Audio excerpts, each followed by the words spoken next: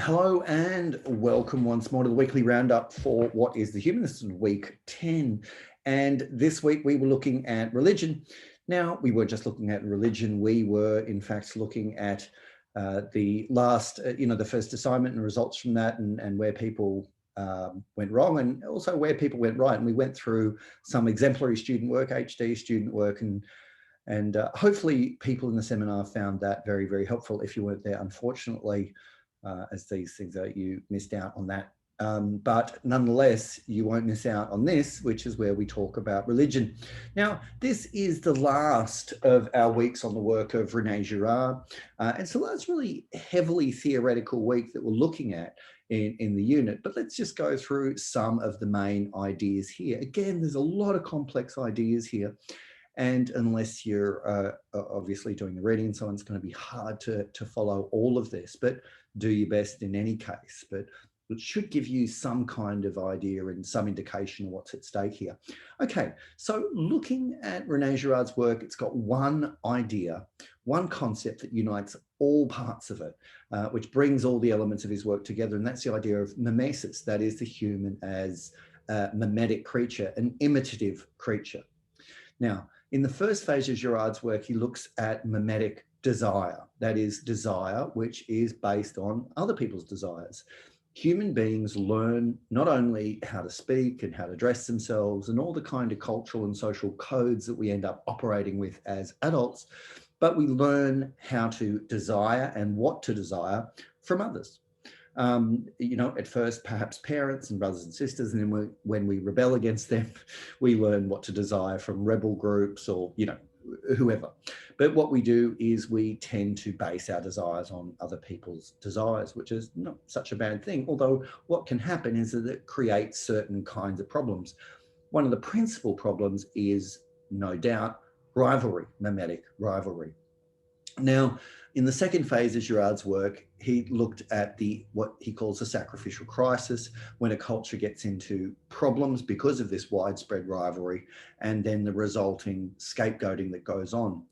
In situations of violence and the breakdown of cultural or social order, Girard says that at those moments, extreme moments of breakdown like that, where everybody's at each other's throat, and this can operate in a friend group as much as it can operate in a nation, perhaps even on a global scale, is that a scapegoat will emerge and be blamed for the crisis. And the group will then gain some degree of unanimity and accord with each other through the exclusion of a scapegoat. It's not a very nice image of human beings. And Girard doesn't think that this is necessary, that human beings do this. It just so happens that we have been doing it.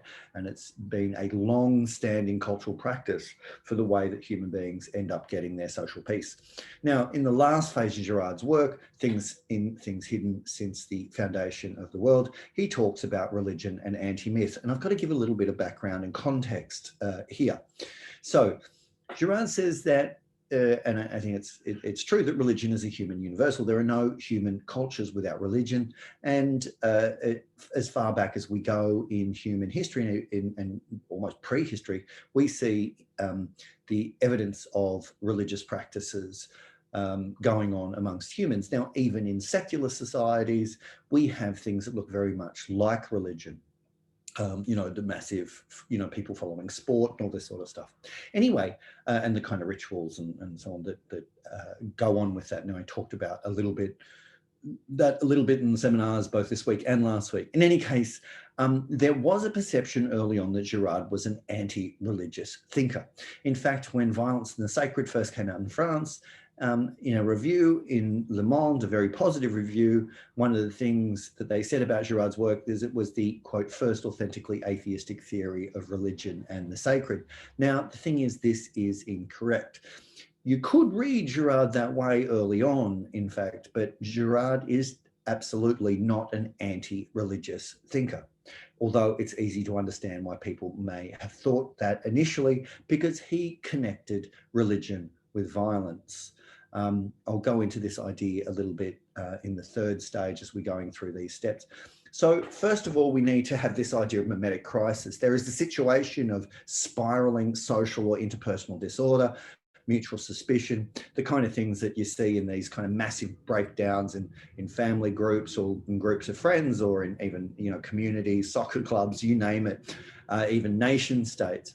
And what happens is that it's based very often on mimetic rivalry, people wanting the same things, people wanting to grab power and other people wanting to grab power off them because they want power and so on. It functions to undermine various forms of social differentiation. One of the things about culture and society is that there are certain differences, right? So that there is a designated person that'll drive a train and not the passengers. There is a pilot that drives, that flies a plane, and nobody can just go up to her at the front and kick her out. There are, and so on and so forth, that, the parent says when the kid goes to bed and not the kid doesn't tell mum and dad when they're going to bed tonight, right? And most of the time, if we accept that these differentiations are just, then we're pretty happy to live with them a lot of the time, okay? Now, we may not be happy when we get a parking ticket and we can't go, well, I'm going to give you a parking ticket back, right? But most of the time we accept, for instance, even in this teaching notice that I'm teaching and you guys are hopefully trying to pass the unit, that there is a kind of social differentiation or hierarchy here that later on, is changed and so on. Now, in situations where where there are cultural and social breakdown, these differentiations between people start to disappear. Who is your partner and who is not your partner becomes a bit hard to tell. Who is your friend, who is your enemy, who the police is, as opposed to say who is a militia, who the president is, as opposed to who is, a rebel and so on. And what happens in this situation is a doubling of antagonists, of enemies. At that point, a scapegoat, Girard says, will often emerge. The violence is turned on or towards one person, and it should say or group there, not of group. And the victim is blamed for the crisis and expelled. Now, he calls this the surrogate victimage mechanism. Now, one of the things that's interesting about Girard's work, and I can't really go into the detail of this here, is that he says that if you look around in history and social environments, then there are plenty of confirmations that you get for this kind of human behavior. And most of you, if you have a think about it, will have seen versions of this presumably in your life. At least that's what seems to have come out in the seminars. Now, Girard says not just in our ordinary day-to-day life that we see this or in recent history, but if you have a look at literature and anthropology, you see very interesting corroborations of this idea. So, for instance, so many ancient rituals of ancient Greece and Rome. So in Greece, they had the pharmakoi and so on, and the festival of Thargelia. Again, I could go into some detail about this. You have these odd rituals where there's this kind of free-for-all. People wear masks, there's parties, people having sex with each other. There's kind of unrestrained, you can spit on, your emperor and all this sort of stuff. And then they're followed finally by their sacrifice. Now, what a bizarre idea, a bizarre set of practices that so many cultures, in fact, have this kind of festival followed by a sacrifice. Well, Girard says, this is not perplexing. It's always been a mystery to anthropologists why this kind of pattern is so widespread. But if you posit the scapegoat mechanism, then this kind of patterning of behavior really does make sense. Now, but the problem was here is I'll just say more about that. What Girard says is this restages a crisis and resolution in a kind of religious or ritual form. That is, it tries to get some of the power of a scapegoat event and harness it deliberately through a ritual. And often in myth and law or prohibition, these things are very similar, often law in pre-state societies or in ancient religions, there is religious prohibition. Well, also you get this kind of pattern reflected. Myths often talk about this movement of order to from disorder to order, often through the expulsion of someone, and laws which end up prohibiting, well, what we'd think of as mimetic behavior, imitation. Twins are considered curses. By the way, this appears in horror movies too all the time, like evil twins and or the doppelganger and all that sort of stuff, and how evil mirrors are. And now if you think about mimetic crisis and doubling and mirroring, then these kind of ideas become much more plausible why we're so freaked out by them. Now you see the same patterns in tragedy as well, although slightly differently. But also, isn't it bizarre that in myth, there are so many accounts of warring brothers or twins? There's Thor versus Loki in Norse mythology, Athena versus Poseidon, Horus versus Set, Sapling versus Flint, Romulus versus Remus, and so on. Now, and you could add, of course, Cain and Abel in the Bible. But this is where we need to draw a distinction. Girard says that most myths talk about violence from the perspective of the persecutor. So, for instance, if you take something like the myth of Romulus and Remus, by the way that Rome gets its name from Romulus, the myth tells of these brothers who get into a fight and Romulus kills Remus, and the myth says, and that's pretty good. And we'll name it after this victor. Well, of course, the same kind of thing happens, Girard says, in some religions, like in Christianity or the Old Testament in this case, so in Judaism, Islam, and Christianity, but the story is told from the perspective of the persecuted. So when Cain kills Abel, God doesn't go, "Good on you, Cain, that's a great killing." He says, "What have you done? Your brother's blood cries out to you from the ground." So what Girard says is, in answer to the question, are religions violent? He says, well, sometimes, in some ways, and often not. In fact, the major world religions very often have texts which dispute and overturn this model of persecution. And he's talking about Judaism and Christianity, and later thinkers, Wolfgang Pahlava, Adam Erickson, and so on, include Islam there as religions that have within them texts that undermine violence. And there are a whole lot of examples that I list there.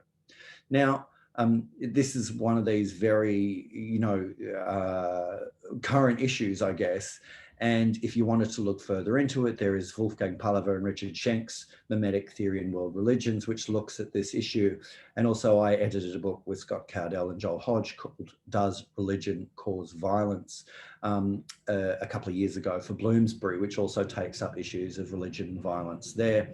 I think you might want to have a look at either of those if you want. But in any case, what we need to finish up with is some reflection on how it is that we deal with violence in our own societies now, because we are not under the influence either really fully of the major world religions, nor complete secularism. And so how does violence operate now? Now, of course, again, this is something Girard only begins to touch on towards the end of his career. And he ends up, oh, by the way, I was also saying, as well as those world religions, he also considers Brahmanic Hinduism and Buddhism as anti-violence in many ways as well. But again, this is a very complicated issue. Well, one of the things we talked about in the seminar, and I can only just hint at it here, is that modern societies are based on certain kinds of ideas of equality, which is absolutely fantastic from the point of view of democracy and from the idea of social equality, or equity rather.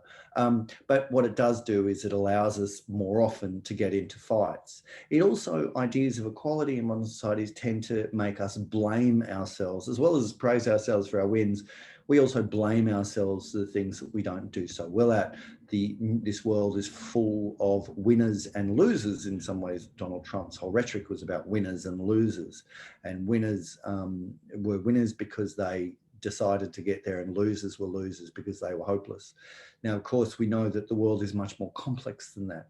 But again, without some kind of perspective on why and how, then it's difficult to explain the way society operates. Now, one of the things, and I'll finish with this point, I think, which is both somehow hopeful or talks about a certain kind of progress at the same time that it's deeply worrying. What's happening, Girard says, is that increasingly in society, we see through scapegoating. That is, we don't really believe in it as much anymore. It's much easier, for instance, to persecute Jews in previous centuries than it is to openly do it now, although people do try to do it, and so on, or take any minority or any culture living on the borders of society. There is still a lot of discrimination, still a lot of persecution, but it's harder to do it now. Now, that sounds like a good thing, but what Girard says is in fact the opposite. Because scapegoating is not working as well as what it used to secure social unanimity, we tend to do it more and in greater numbers. It's a bit like the effectiveness of an antibiotic. As an antibiotic fails, we tend to try to use it in bigger volumes in order to get the same effect. So Girard says the danger is that as scapegoating fails, which is good because we see through our own persecuting tendencies, we end up using more of it to get the same effect. It's a bit of a double, it's I was going to say double bind. It's not a double bind.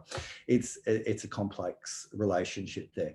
Now, I've listed a couple of podcast overviews of Girard's work. I wouldn't worry about the second one. I appear on a national radio program many years ago, and I wasn't very good at talking on radio. And I should have deleted this before. I thought I'd deleted it, but I haven't before it appeared. So don't worry about that first one. Don't worry about the second one. But the first one is a very interesting interview on Girard's work with Robert Harrison at Stanford. Anyway, the question is where we go to from here. And it's the question of how do we, what are the impacts of this? What are the implications of these theories of human nature, mimetic desire, scapegoating, symbolic communication, all this stuff? Where do we take this stuff? How do we think about the human being now, both in social terms, but also in terms of our own lives?